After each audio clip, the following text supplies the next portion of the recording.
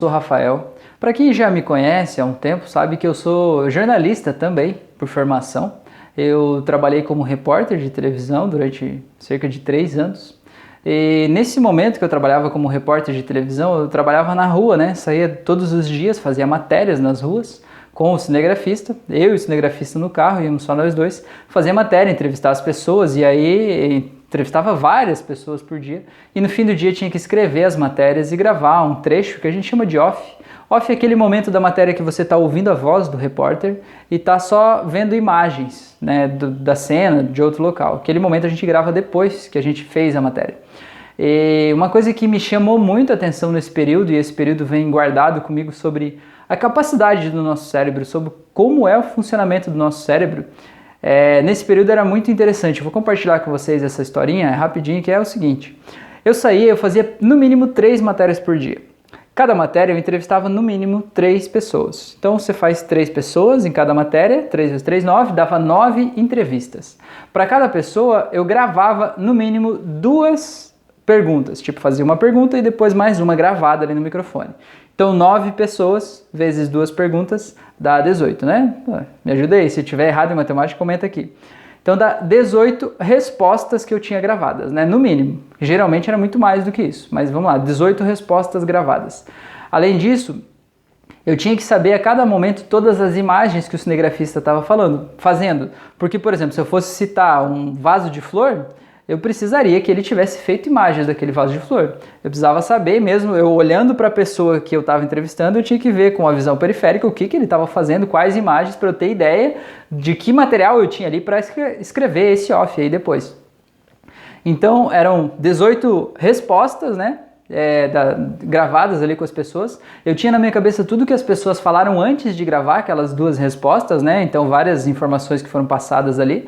Eu sabia todas as imagens que o cinegrafista fez e lá no momento da matéria a gente precisa gravar um negócio que chama passagem, que é o repórter de meio corpo segurando o microfone falando para a câmera, geralmente 2 ou 3 frases, resumindo aquele momento, né? É meio que assim, vou provar que eu tô aqui, né? Mais ou menos assim.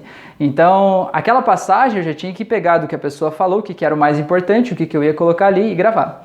Então, muitas vezes o ideal, né, quando a gente aprende na faculdade terminou uma matéria, você senta, pega aquelas entrevistas, aquela passagem que você tem, aquelas imagens e escreve a matéria, ou seja, coloca qual é a estrutura que a matéria vai ter, né, que entrevista vai em cada parte, qual momento que vai a passagem e deixa tudo pronto para que o editor de imagens possa usar aquele roteirinho para editar a matéria para ir no jornal, no mesmo dia ou no outro dia, enfim.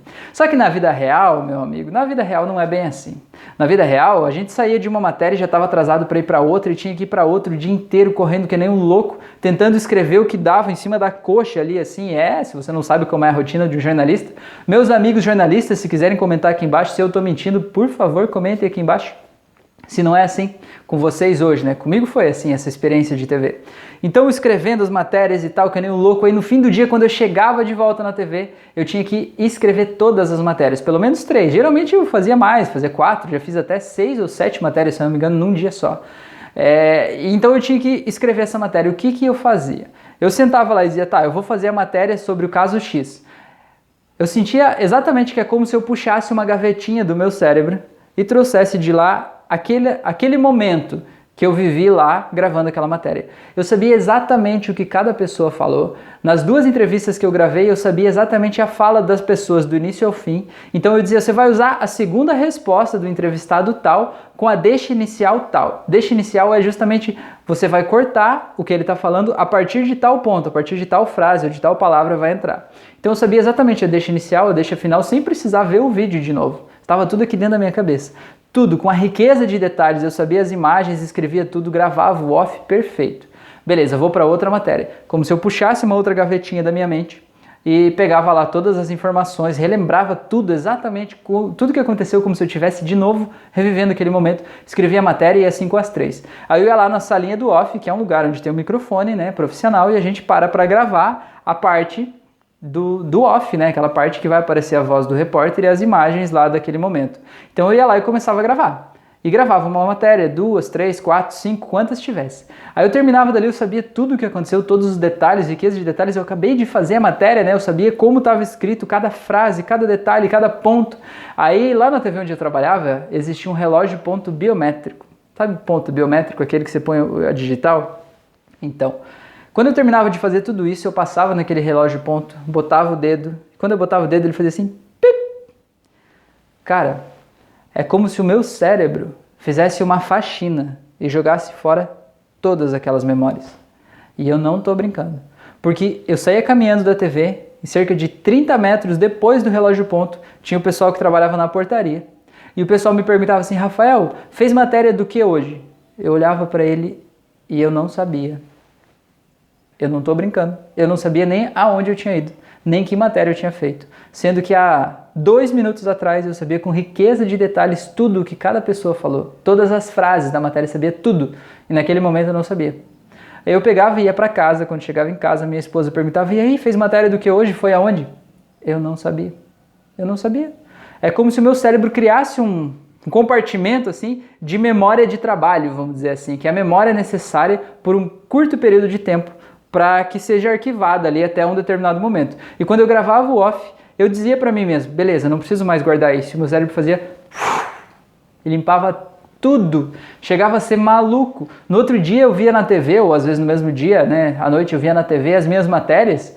E às vezes eu olhava para as imagens que estavam lá e eu me surpreendia. Eu ouvia a minha voz gravando o áudio de um trecho e eu não lembrava que eu tinha escrito aquela frase, nem que eu tinha gravado aquela frase. É uma coisa louca, muito louco isso. E isso mostra qual é o poder da nossa mente.